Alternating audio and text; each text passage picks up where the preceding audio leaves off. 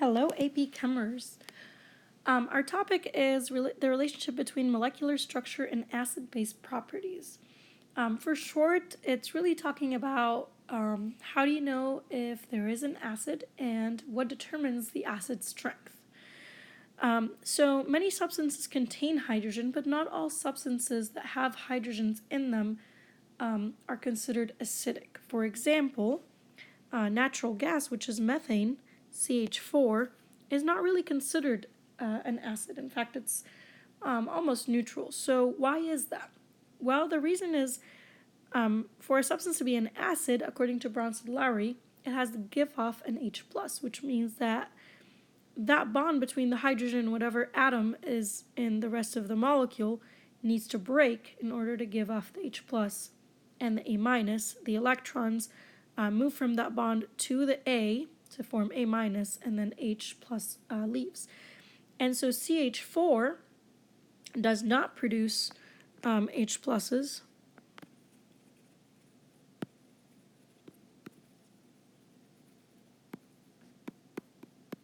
And therefore it's not considered an acid. And the reason for that is because that CH bond is very strong, that it's very hard to break and very hard for those electrons to go on the carbon, leaving the H+ behind. So what determines the strength of the acid, or how much that acid will dissociate to give off H+, because that's what the strength of the acid is? Well, two factors. The first factor is the strength of the HA bond, which goes together with the polarity of the HA bond. So the polarity of the HA bond causes the bond to be either strong or weak. So let's think about this. If it's a strong acid, what does that mean about the HA bond? Well, that means that the H+ can leave readily, which means that that bond can break readily, which means that that bond is relatively weak. So let's write that down. So weak HA bond corresponds to stronger acid.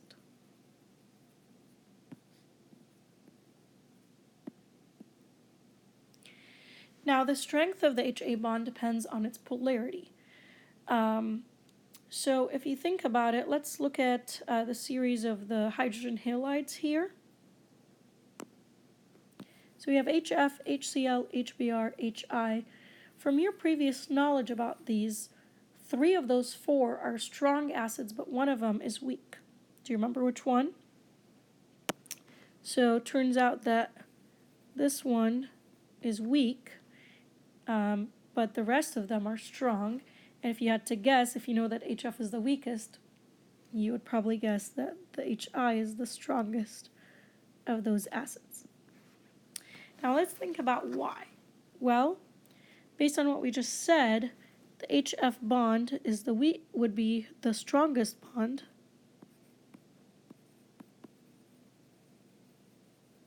According to that.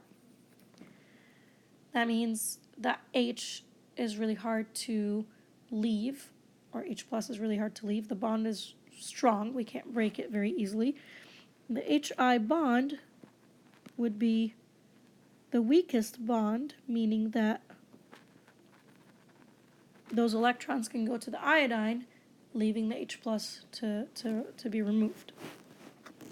Well, why is that? If you look at the electronegativity of hydrogen versus fluorine, and then hydrogen versus chlorine, hydrogen versus bromine, and hydrogen versus iodine, you will see that the electronegativity difference between hydrogen and fluorine is the largest, and it's the smallest for the HI. This is the most polar HA bond, I guess. You could call it that. This is the least polar HA bond. And again, A would be your iodine or your fluorine or chlorine or bromine or whatever. So that means that you have a partial positive and a partial negative in that molecule. The hydrogen has the partial positive. The iodine here has a partial negative. Here, the hydrogen has a much larger partial positive, and the fluorine has a much larger partial negative, which tells you that hydrogen and fluorine are really attracted to each other because of the large partial positive and negative. So it is hard to break that bond. That bond is really strong between them. Whereas here, yeah, they're attracted, but not as attracted as the HF bond, and so this bond is easier to break. It's a weaker bond. And so the less polar the bond, the weaker it is, and the easier it is for the H plus to leave. So let's write that down next to polarity of the bond. The less polar HA bond corresponds to a stronger acid.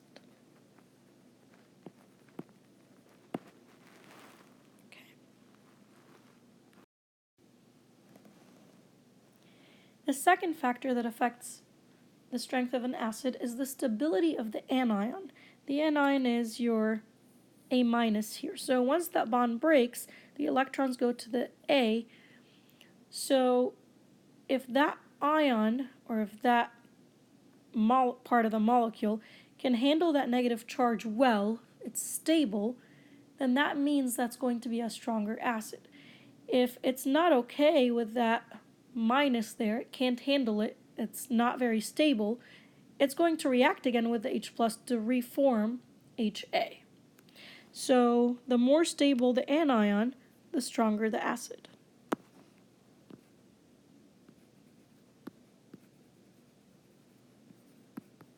So the more stable A minus is, the stronger the acid.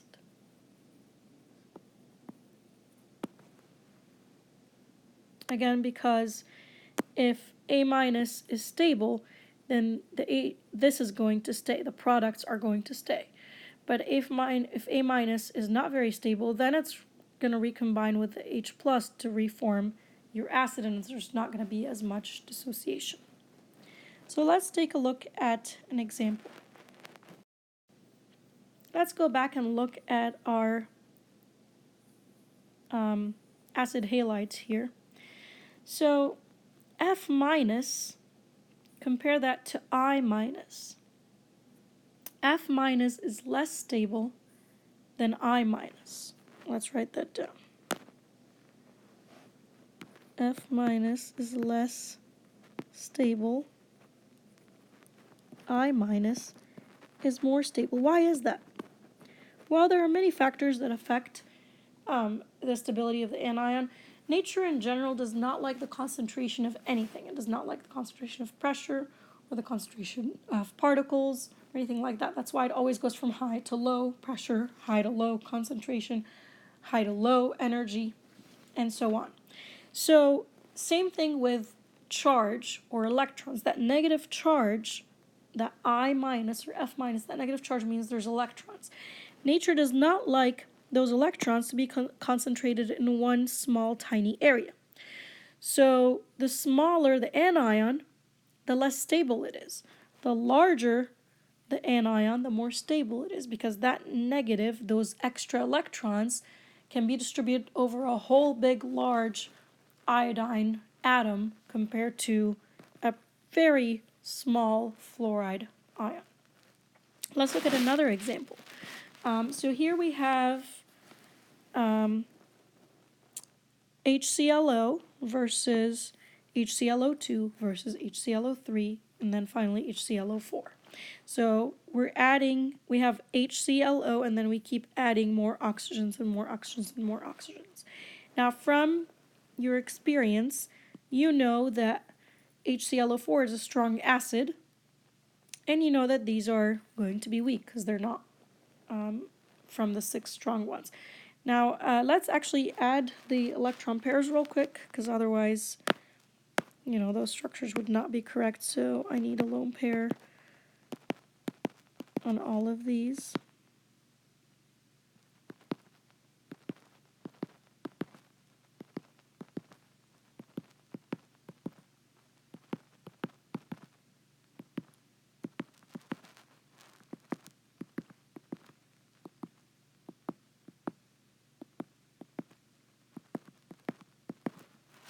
All right, perfect. So now we can actually look at the structures. And so we know that out of these, this is the strongest of those acids. And this one is the weakest acid. Now, let's start with the bond polarity and the strength of that bond. The number one reason why, acids are strong or weak. So let's compare them. Well, so here's your HA bond. It's an OH bond. Here, an OH bond. OH bond. OH bond. They're all the same polarity. They're all the same strength of bond. For now. That's kind of a simplification, but for this year, we're going to say, since it's an OH bond, OH single bond for all of them, it's the same. So then you look at the stability of the anion. And so according to what we just talked about, that this would be the weakest, that tells you that this is the least stable anion, whereas this one is the most stable anion. Least stable. I'm going to just call it A minus for the anion. And this is the most stable anion. The reason for that is the size, of course, but also, more importantly, something called the inductive effect. So let's define what inductive effect is. So inductive effect is the attraction of electrons from adjacent atoms by more electronegative atoms. Okay. Basically, if you have oxyacids, the more oxygens, the more that inductive effect, the stronger the acid.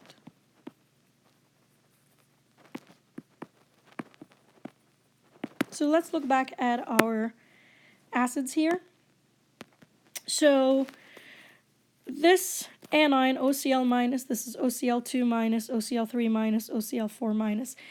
That negative charge, again, are an extra pair of electrons. And so here, that negative charge, once that H plus leaves, is on that oxygen, but it's also distributed to that chlorine, because that chlorine is very electronegative, so it's going to pull those electrons from the oxygen, so the electrons are going to be distributed over these two atoms. Now look here. The negative charge is there. Both oxygen and chlorine are very electronegative, and so both of them will be pulling those extra electrons towards them. So now that negative charge will be distributed over all three of those. Let's look here. The negative charge on that oxygen, once the hydrogen leaves, is going to be now distributed all over all of these four atoms, because all four of them are very electronegative, so they're going to attract those electrons. And then here, that negative charge, once the H plus leaves, is going to be distributed over 5 electronegative atoms that are all attracting those electrons. And so that charge is going to be distributed over more atoms, more area, and so that is a good thing, because that makes your anion more stable and therefore your acid stronger. So to review, the first thing you look at is the strength of your HA bond first. That's what you consider first. The one with the weaker bond, the weaker HA bond, is going to be the stronger acid. If they all have the same type of HA bond, like they're all HO or they're all S or something like that, they're all the same type of hydrogen to whatever atom bond, then the second thing you look at is the stability of the anion, and that has to do with mainly the inductive effect and partially with the size as well. So let's do more examples. Let's start with H2O versus H2E. What do you think? Which one would be stronger? Well, if you were to draw these, or, even if you don't draw them, you can kind of tell that in H2O, the bond will be between hydrogen and oxygen, whereas here, the bond will be between hydrogen and tellurium. So you can look at the strength of the bond here. And so the electronegativity difference between hydrogen and tellurium is much less, and so this is a less polar bond and therefore a weaker bond, and therefore that H plus can leave, and that's a stronger acid. So this is a stronger acid because the HA bond, or if you want to call it the H tellurium bond, let's do that actually.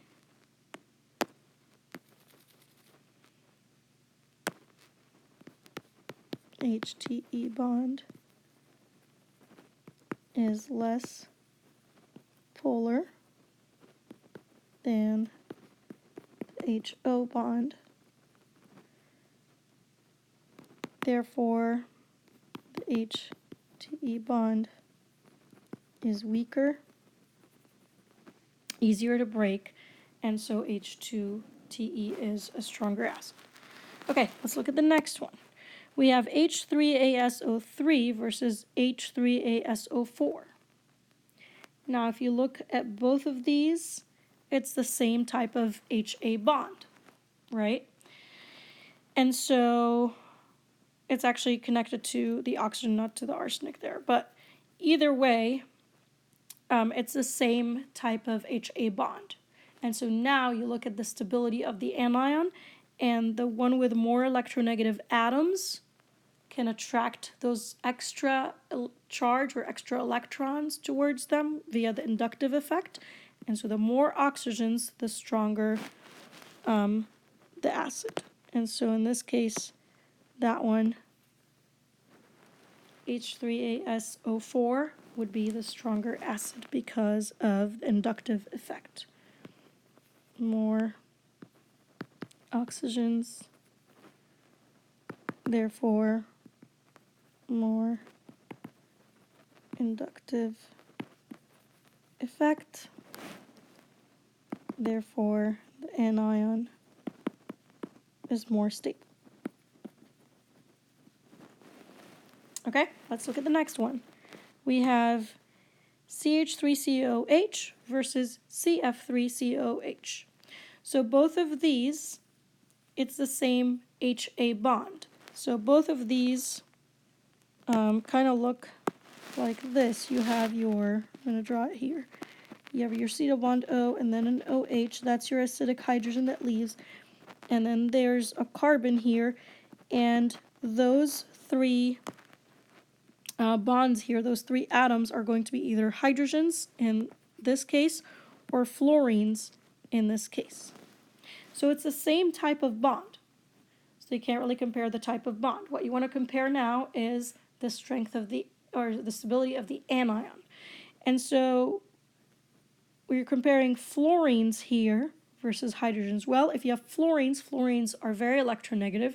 They're going to pull the negative charge that you would have if that hydrogen were to leave. Now you'd have a negative charge on that oxygen. And so that negative charge can be distributed over the fluorines that if they were here, but not over the hydrogens because the hydrogens are not very electronegative. And so that tells you that definitely this acid is stronger. You can say the reason is because more electronegative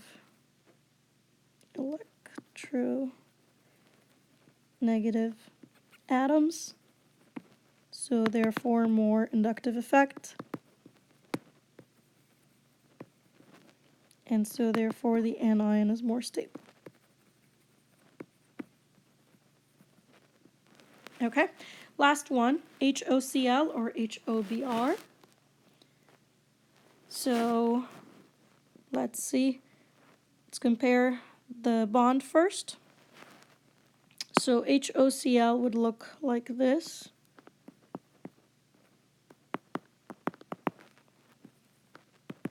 HOBr would look like this. You have lone pairs here as well. All right, so looks like same type of bond, OH and OH. So now what do you compare? Now you compare the stability of the anion.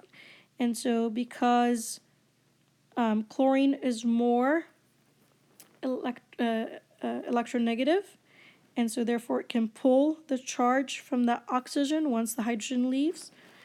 And so this would be a more stable anion. So the answer would be HOCl.